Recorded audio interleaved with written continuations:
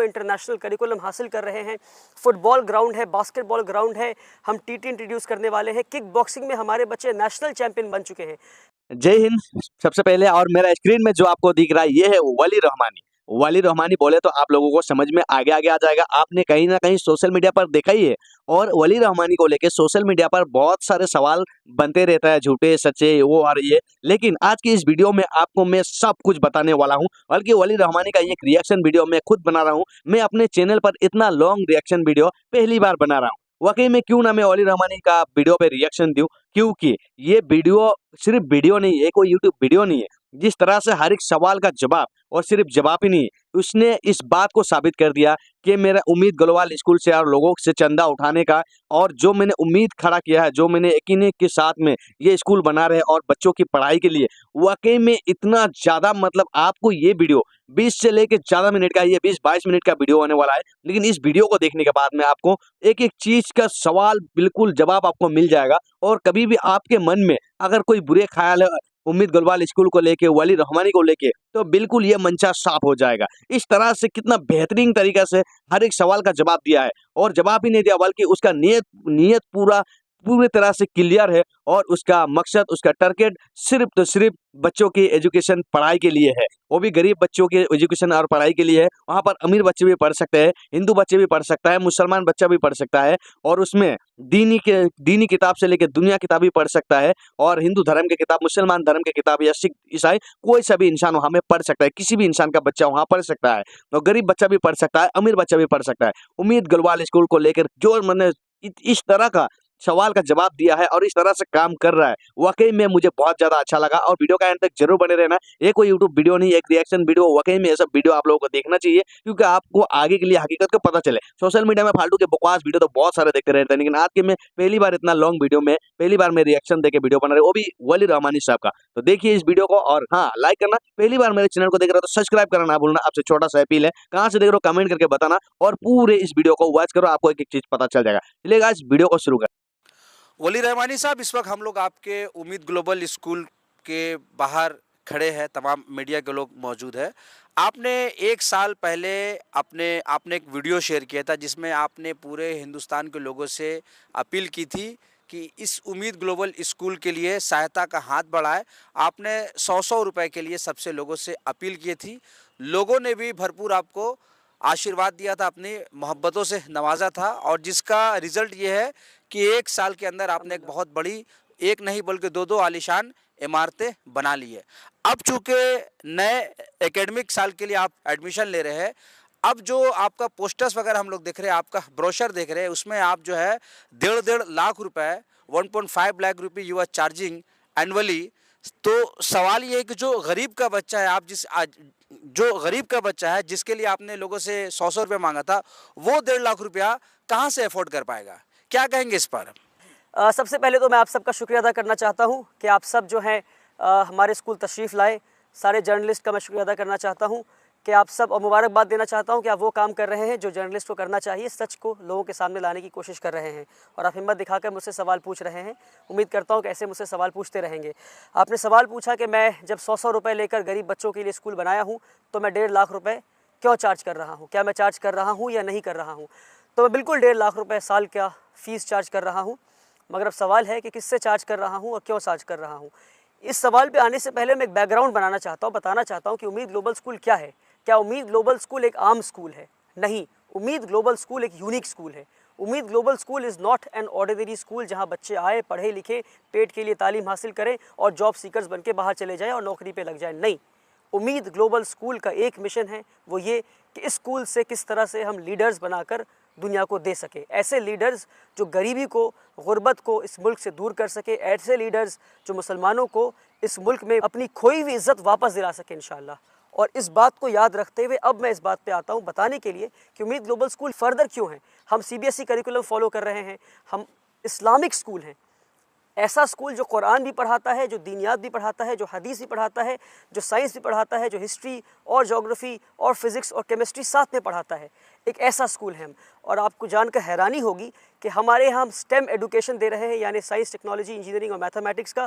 और हमारे stem education की वजह से वर्ल्ड ट्रेड सेंटर पुणे, जो कि वर्ल्ड ट्रेड सेंटर न्यूयॉर्क की एक फ्रेंचाइजी इंडिया में है, उन्होंने हमें सर्टिफिकेशन दिया है कि हमारे curriculum is at par with international curriculum.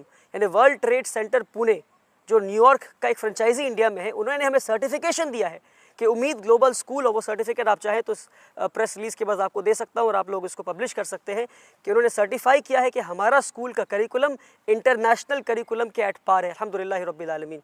इसके साथ साथ एक यूनिक काम जो हम स्कूल में कर रहे हैं, जो पूरे इंडिया में शायद ही किसी स्कूल में, वो ये कि हमारे पास एक तरबियती निज़ाम है और हर बच्चा मेरे ज़ेरे निगरानी उस बच्चे की तरबियत हो रही है। एक अमेजिंग तरबियती निज़ाम हमारे यहाँ है।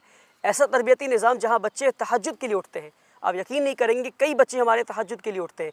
एक बच्चा 6 महीने हो गए हमें यहाँ पे स्कूल शुरू किए, शायद ही कोई बच्चा होगा हमारे स्कूल में जिसने हमारे यहाँ दाखिला लिया हो, जो क्लास 1 से लेकर के क्लास 7 तक पढ़ता हो, जिसने अपनी फ़जर की नमाज़ मिस की हो। मैं फ़जर की नमाज़ की बात कर रहा हूँ, अल्हम्दुलिल्लाह रब्बिल आलमीन, and let me boast about it कि हमारे बच्चों ने फ़जर की नमाज़ नहीं मिस की है। एक ऐसा निज़ाम है, तरबियती निज़ाम, कि जहाँ बच्चे तहज्जुद के लिए उठते हैं, फ़जर के लिए उठते हैं, 5 वक्त की नमाज़ पढ़ते हैं, झूठ नहीं बोलते हैं, एक शानदार, एक बेहतर मुसलमान, अच्छे मुसलमान बनते हुए इंटरनेशनल करिकुलम हासिल कर रहे हैं। फुटबॉल ग्राउंड है, बास्केटबॉल ग्राउंड है, हम टीटी इंट्रोड्यूस करने वाले हैं। किक बॉक्सिंग में हमारे बच्चे नेशनल चैंपियन बन चुके हैं। स्टेट चैंपियनशिप की लास्ट 3 इयर्स की ट्रॉफी हमारे पास है। तो ये सारे बैकग्राउंड बताया ये समझाने के लिए कि क्या बैकग्राउंड में काम चल रहा है इन बच्चों को लीडर्स बनाने के लिए। हमने एक IT लैब सेटअप किया है जिसका ना फुल फॉर्म है इनोवेशन एंड टेक्नोलॉजी लैब। आपका सवाल ये था 1.5 लाख क्यों चार्ज कर रहा हूँ, मैं इस पर आता हूँ, मगर आप समझे कि हमने एक IT लैब सेटअप किया है जिस लैब में हम बच्चों को रोबोटिक्स सिखा रहे हैं, ड्रोन टेक्नोलॉजी, AI, कोडिंग, हम बच्चों को उसमें 3D डिज़ाइनिंग एंड प्रिंटिंग सिखा रहे हैं। सारी चीज़ें हम बच्चों को सिखा रहे हैं उस लैब में। ये सारी चीज़ों जानने के बाद अब मैं आपको बताता हूँ कि हाँ, मैं 1.5 लाख रुपये चार्ज कर रहा हूँ, मगर क्यों चार्ज कर रहा हूँ और किससे चार्ज कर रहा हूँ। एक फ़र्क आपको समझना पड़ेगा। हमारे यहाँ ये सारी चीज़ें जानने के बाद आपको क्या लगता है कि एक बच्चे पे क्या खर्च होगा सालाना, जिसको हम लीडर बनाने की कोशिश कर रहे हैं। वो बच्चा नहीं जो पेट के लिए पढ़ रहा है, पढ़ के जाके फिर सोसाइटी की लाइबिलिटी बन जाए, फिर नौकरी के लिए जाए। नहीं, हर बच्चा जो यहाँ से पढ़ के निकलेगा ऐसा 10 और स्कूल खोलेगा और जॉब सीकर्स नहीं बल्कि जॉब प्रोवाइडर्स बनेगा, कम्युनिटी का लीडर बनेगा। ऐसी प्रोग्राम में एक बच्चे पे क्या लगता है आपको, क्या खर्च होगा बताइए मुझे, मिनिमम क्या खर्च होगा साल का बताइए। 3 लाख रुपए। आप 3 लाख कह रहे हैं, आप कोई और बताइए। 2 लाख 3 लाख तो लगेगा। चलिए मैं आपको हकीकत बताता हूँ, एक बच्चे पे 70,000 रुपये खर्च है। कितना खर्च है? 70,000 रुपये एक बच्चे पे खर्च है, ईयरली खर्च है।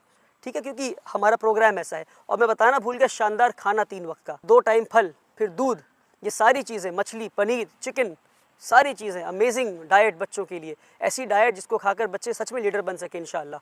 इन सब के बावजूद हमारा जो ईयर एक बच्चे पे खर्च है सालाना, वो 70,000 रुपये एक बच्चे पे खर्च है। हमारा स्कूल का कैपेसिटी जो है वो 1000 बच्चों का है।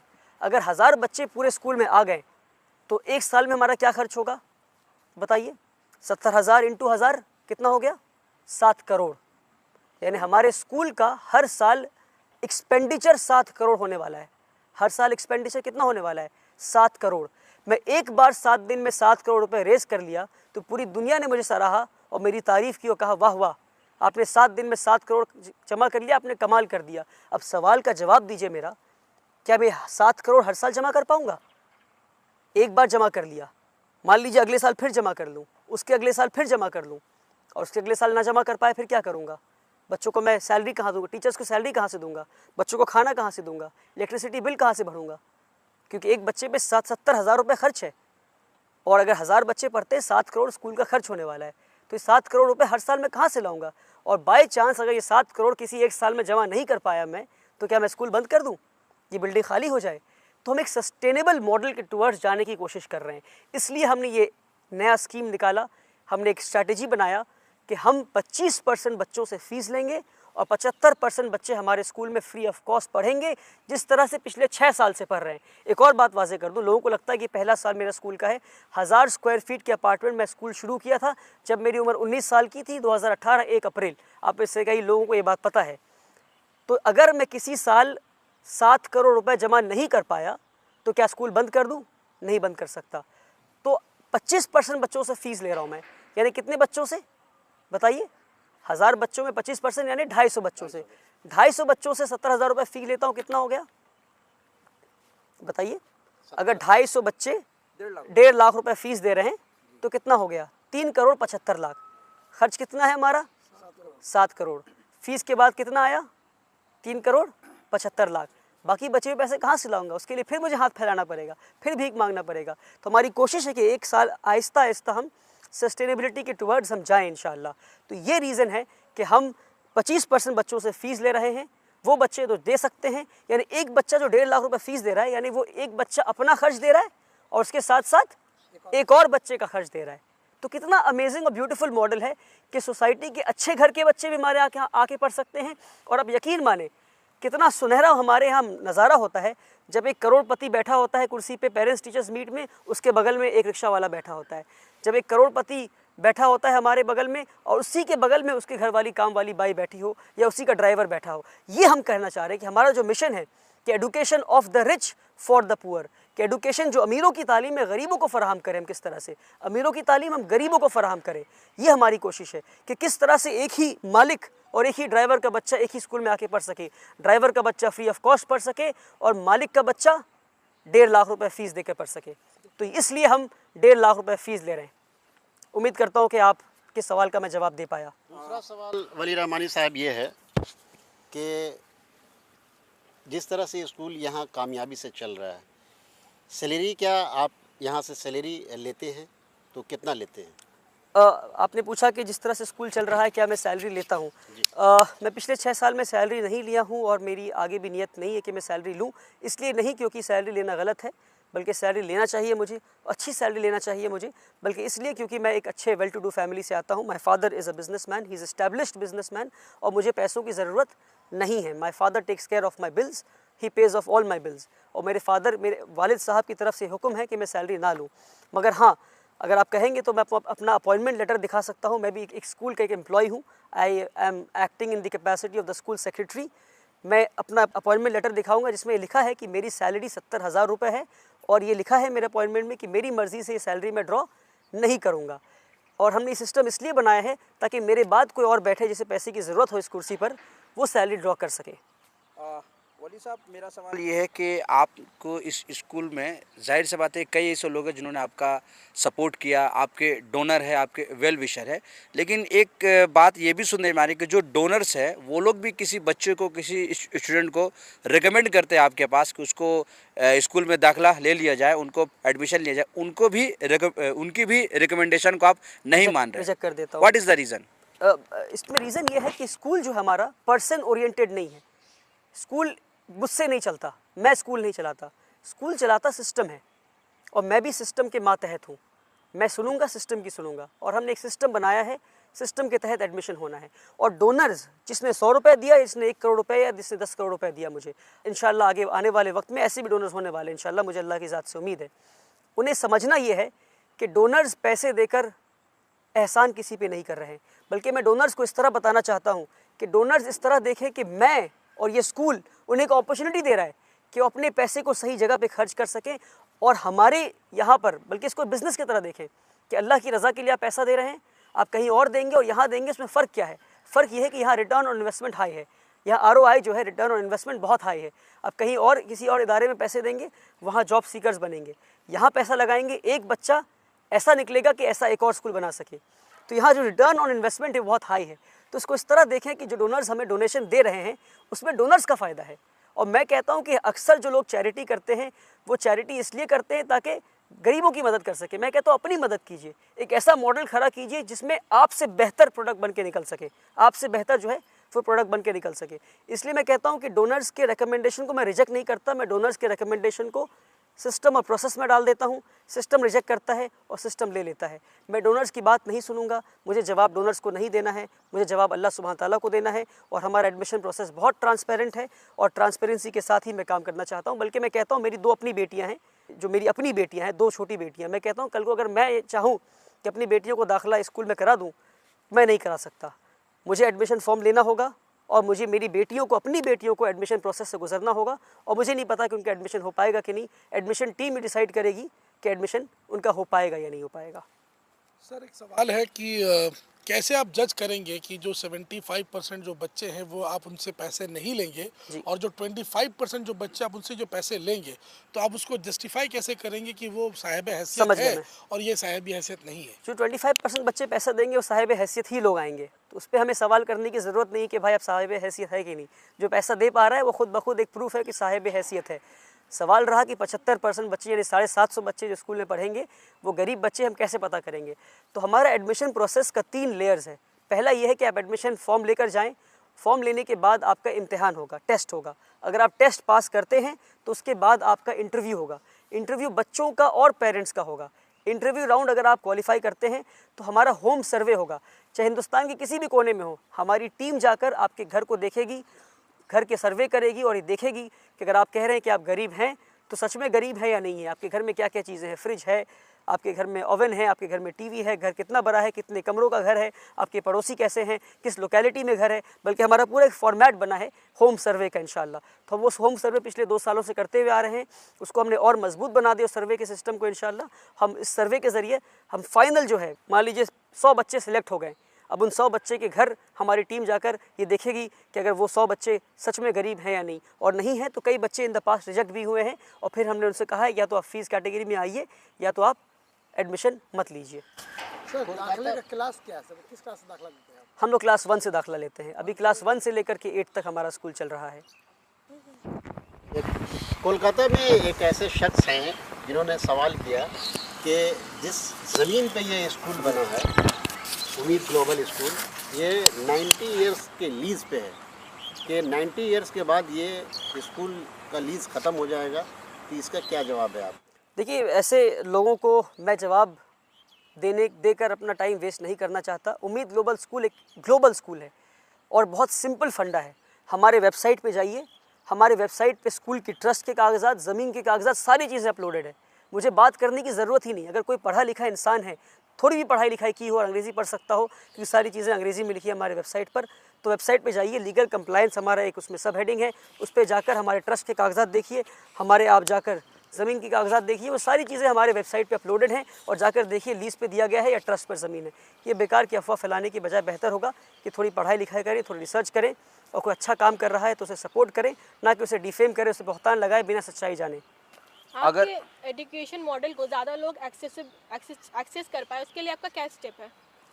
हमारे एजुकेशन मॉडल को ज़्यादा लोग एक्सेस कर पाएँ, उसके लिए तो हमें टू बी वेरी ऑनेस्ट इसमें बहुत ज़्यादा अच्छा अभी हमारे पास कोई पुख्ता स्टेप नहीं है, क्योंकि बहुत यूनिक मॉडल है और एक्सेसिबल कर पाए इसके लिए ज़रूरत यह है कि कौम की जो कम्युनिटी, जो बिजनेसमैन हमारे, बल्कि मैं कहता हूँ यहाँ से 4 किलोमीटर की दूरी पर लेदर कॉम्प्लेक्स है, 5 किलोमीटर की दूरी पे मेरे स्कूल से, मतलब अगर मेरी बिल्डिंग पे, स्कूल बिल्डिंग पे खड़े हो जाएंगे तो leather complex, Calcutta leather complex आपको दिखेगा। 20,000 करोड़ की इंडस्ट्री है।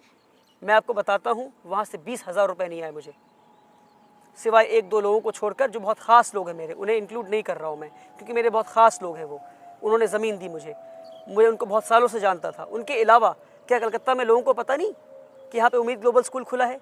क्या लेदर कॉम्प्लेक्स जो 5 किलोमीटर की दूरी पर है, वहाँ पे लोगों को पता नहीं कि 5 किलोमीटर की दूरी पे एक इंटरनेशनल लेवल का स्कूल खुला है जहाँ लीडर्स तैयार हो रहे हैं? लीडर्स तैयार करने का फॉर्मूला कहाँ है किसी के पास? लोग सिर्फ पढ़ा रहे हैं। मैं लीडर्स तैयार करने की बात कर रहा हूँ, मैं लीडर्स तैयार करने की बात कर रहा हूँ। और 20,000 करोड़ की इंडस्ट्री, पूरे मुसलमानों की इंडस्ट्री, 20,000 रुपये नहीं आई, अफसोस की बात है। तो मैं कहता हूँ कि मुसलमान बिजनेसमैन की जिम्मेदारी है कि वो पैसा लगाएं और ऐसे कई स्कूल्स खोलने की कोशिश करें। वली रहमानी साहब, उम्मीद ग्लोबल स्कूल के चर्चे बरादरान वतन में भी हैं और उनकी भी चाहत है कि उनके भी बच्चे यहाँ से तालीम से आरास्ता हों। उनके लिए क्या कदम उठाएं? अफसोस की बात यह है कि एक स्कूल पूरे मुल्क को केटर नहीं कर सकता, एक स्कूल बल्कि एक डिस्ट्रिक्ट को केटर नहीं कर सकता, एक स्कूल एक एरिया को केटर नहीं कर सकता। एक स्कूल में मैक्सिमम जो बच्चे पढ़ सकते हैं 1,000-1,200 बच्चे। तो अपनी जब मैं फ़ंड रेजिंग कर रहा था तो मैं उस वक्त भी ये कहा था, इस तरह के 100 से ज़्यादा स्कूल की ज़रूरत है पूरे मुल्क भर में। अब हमने एक मॉडल तैयार कर दिया है, मुल्क भर के लोगों से गुजारिश है कि वो आएँ, इस मॉडल को कॉपी करें, पैसा लगाएं और इससे अच्छा स्कूल बना कर दिखाएं इंशाल्लाह। 100% सपोर्ट मेरा आपके साथ है इंशाल्लाह। कोई नॉन मुस्लिम बच्चा एलिजिबल है, क्या उनको अपने यहाँ पर रखेंगे? बिल्कुल रखेंगे। इस मुल्क में हिंदू भी है, मुसलमान भी है, क्रिश्चियन भी है। हम चाहेंगे कि नॉन मुस्लिम बच्चे, क्रिश्चियंस आए, हिंदू हमारे यहाँ आए। बल्कि आप जानकर हैरान होंगे कि हमारे जो हिंदू बच्चे हैं वो कुरान के पीरियड में संस्कृत पढ़ते हैं। हमने हिंदू बच्चों के लिए कुरान और दीनियात की, कितने मतलब हमारे यहाँ कुरान और दीनियात के पीरियड में हिंदू बच्चे संस्कृत पढ़ते हैं, और हमारे यहाँ जो हिंदू बच्चा पढ़ रहा है वो यतीम है, वो मुझे अब्बा जी बोलता है। उसकी वालिदा यानी उसकी माँ जब इंतकाल कर रही थी, इंतकाल करने से एक हफ़्ते पहले मुझसे मुलाकात की और मुझसे कही कि मैं अपने बच्चों को आपके हवाले करती हूँ वली सर। और उसकी माँ जब इंतकाल हो गई तो उसके फादर और उसके घर वाले स्कूल में देना नहीं चाह रहे थे।